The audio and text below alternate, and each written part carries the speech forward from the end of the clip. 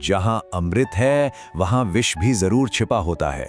सोचिए, ये सिर्फ कोई कहावत नहीं बल्कि इस पूरे ब्रह्मांड का एक बहुत ही गहरा सच है।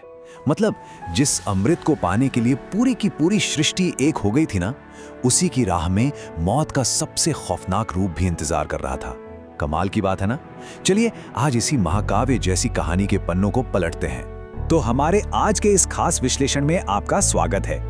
आज हम समुद्र मंथन की उस गहराई में उतरने वाले हैं जिसने देवों और असुरों दोनों की ही किस्मत को हमेशा के लिए पलट कर रख दिया। इसे सिर्फ एक पुरानी कहानी मत समझिएगा, ये कारण और प्रभाव यानी कॉज एंड इफेक्ट की एक बहुत बड़ी गाथा है। हम देखेंगे कि कैसे बस एक पल का घमंड एक ऐसा लौकिक संकट खड़ा कर सकता है जिसे सुलझाने के लिए पूरे के पूरे ब्रह्मांड को एकजुट होना पड़े। चलिए शुरू करते हैं हमारे पहले भाग से, अहंकार का श्राप। होता क्या है ना कि किसी भी बड़े बवाल की शुरुआत अक्सर एक बहुत ही छोटी सी भूल से होती है, और घमंड तो अच्छों को ले डूबता है, फिर चाहे वो स्वर्ग के राजा ही क्यों ना हो। हुआ कुछ यूं कि भगवान शिव ने अपनी एक बेहद पवित्र वैजयंती माला नारद मुनि को उपहार में दी। नारद जी ने वो माला अत्यंत क्रोधी स्वभाव वाले ऋषि दुर्वासा को सौंप दी।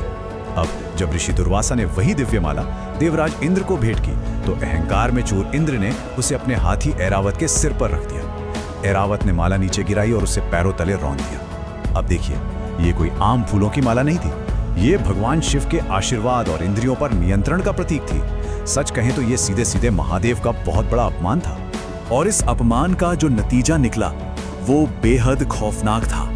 ऋषि दुर्वासा ने गुस्से में आकर श्राप दे दिया कि स्वर्गलोक अपनी सारी चमक दमक खो देगा और वहां सिर्फ और सिर्फ घोर अंधकार छा जाएगा। बस एक श्राप और स्वर्ग ने अपना सारा वैभव, शक्ति और माता लक्ष्मी की कृपा सब कुछ खो दिया। सारे देवता अचानक से पूरी तरह शक्तिहीन हो गए, और इसी मौके का फायदा उठाते हुए असुरों के राजा बलि ने स्वर्ग पर हमला बोल दिया और उस पर कब्जा कर लिया। अब आते हैं दूसरे भाग पर, एक अप्रत्याशित दैवीय गठबंधन। अब स्वर्ग तो हाथ से निकल गया और युद्ध के दौरान वो दिव्य अमृत कलश भी समुद्र की अथाह गहराइयों में जा गिरा, जो देवताओं की इकलौती उम्मीद था। इस भारी संकट को देखते हुए भगवान विष्णु ने एक ऐसी कूटनीतिक सलाह दी जिसके बारे में किसी ने सपने में भी नहीं सोचा था। जरा इस कूटनीति को समझिए। एक तरफ देवता थे जिन्हें अपना खोया हुआ सम्मान, ब्रह्मांड का बैलेंस और अपनी संपत्ति वापस चाहिए थी, और दूसरी तरफ थे असुर राज बलि और उनकी सेना, जिनकी आंखों पर सिर्फ लालच और अमर होने की भूख का पर्दा पड़ा था। ये दोनों एक दूसरे के जानी दुश्मन थे, लेकिन समुद्र मंथन जैसा असंभव काम अकेले तो हो नहीं सकता था, इसलिए उन्हें हाथ मिलाना पड़ा। आखिर कूटनीति भी तो यही कहती है कि जब मंजिल बड़ी होना तो जरूरत पड़ने पर दुश्मनों को भी दोस्त बना लेना चाहिए। कहानी का तीसरा भाग, सर्वोच्च बलिदान। पूरे के पूरे ब्रह्मांडीय समुद्र को मथना कोई हंसी खेल तो था नहीं। इसके लिए जिस शारीरिक और आध्यात्मिक ताकत की जरूरत थी उसकी हम कल्पना भी नहीं कर सकते। इस मंथन का मैकेनिज्म सच में हैरान करने वाला था।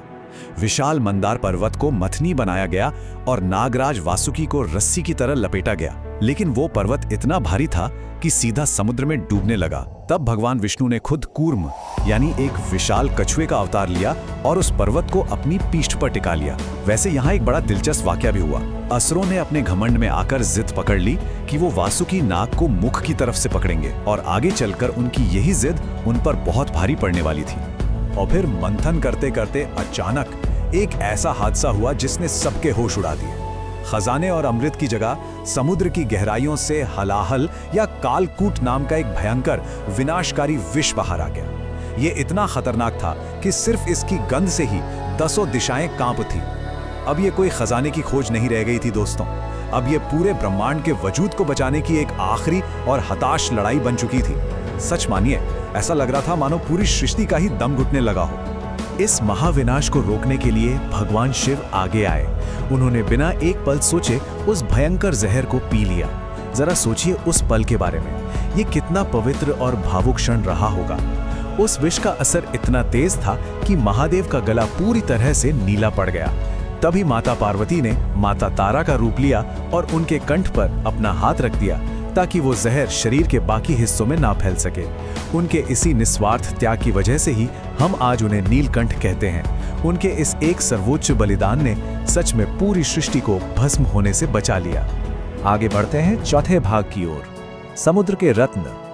महादेव के इस महान त्याग के बाद मानो सब में एक नई जान आ गई और मंथन का काम फिर से पूरे जोश के साथ शुरू हुआ। और इस बार समुद्र से ऐसे चमत्कारी उपहार निकले जिन्होंने ब्रह्मांड के बिगड़े हुए संतुलन को फिर से ठीक कर दिया। एक से बढ़कर एक अनमोल रत्न प्रकट होने लगे। दैवीय रूपों में अप्सराएं आईं और सबसे खास धन और समृद्धि की देवी माता लक्ष्मी प्रकट हुईं। उनके आते ही देवलोक की खोई हुई रौनक वापस लौट आई।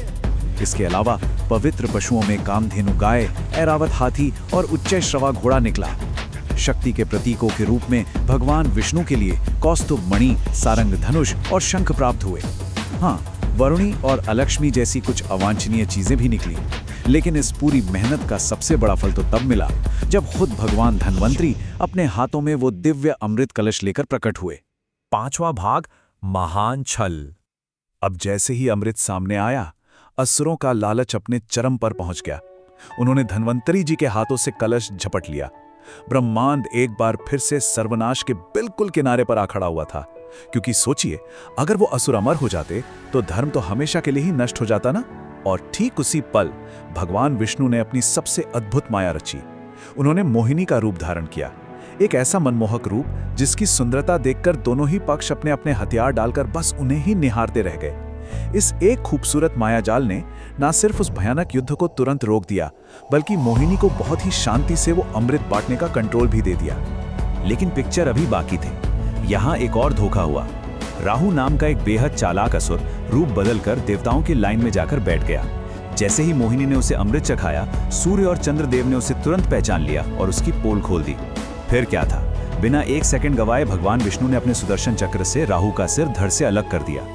लेकिन चूंकि राहु के गले से अमृत नीचे उतर चुका था, इसलिए उसका कटा हुआ सिर और धड़ अंतरिक्ष में अमर हो गए, और उन्हीं को आज हम राहु और केतु ग्रहों के नाम से जानते हैं। खैर, इसके बाद देवताओं को पूरी तरह से अमृत मिल गया और उन्होंने अपना वो खोया हुआ स्वर्ग वापस पा लिया। चलिए अब आते हैं हमारे आखिरी यानी छठे भाग पर, महामंथन की विरासत। देखिए, ये सिर्फ कोई पुरानी पौराणिक लड़ाई की कहानी भर नहीं है। इसका गहरा असर हमारी आज की संस्कृति और परंपराओं में बिल्कुल साफ दिखाई देता है। ऐसी मान्यता है कि जब देवों और असुरों के बीच उस अमृत कलश को लेकर छीना झपटी चल रही थी, तब अमृत की कुछ बूंदें हमारी पृथ्वी पर 4 अलग-अलग जगहों पर गिर गई थीं। वो जगहें हैं प्रयागराज, हरिद्वार, नासिक और उज्जैन। उन चंद बूंदों ने हमारी इस भौतिक दुनिया में इन चारों स्थानों को हमेशा हमेशा के लिए परम पवित्र बना दिया। और यही वजह है कि ये जो नंबर है ना 12, ये इतना ज्यादा खास है। हर 12 साल के चक्र में इन्हीं पवित्र स्थानों पर महाकुंभ मेले का आयोजन होता है। मतलब ये प्राचीन कथा सीधे तौर पर दुनिया में इंसानों के सबसे बड़े जमावड़े की नींव है। ये देखना वाकई रोंगटे खड़े कर देता है कि कैसे हजारों साल पुरानी एक घटना आज भी लाखों करोड़ों लोगों को आस्था के नाम पर एक साथ जोड़ देती है। बात सिर्फ कुंभ की ही नहीं है, श्रावण महीने की जो परंपराएं हैं वो भी सीधे तौर पर इसी कथा से जुड़ी हैं। आज भी सावन के इस पवित्र महीने में लाखों भक्त बोल बम की यात्रा पर निकलते हैं। वो भगवान शिव पर ठंडा जल, दूध, दही और बेलपत्र चढ़ाते हैं। जानते हैं क्यों?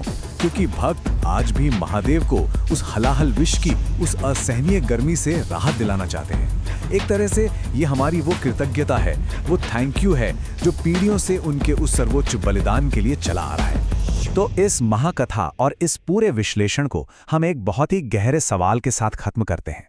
ये वही सवाल है जो कभी खुद नारद मुनि ने भगवान विष्णु से पूछा था।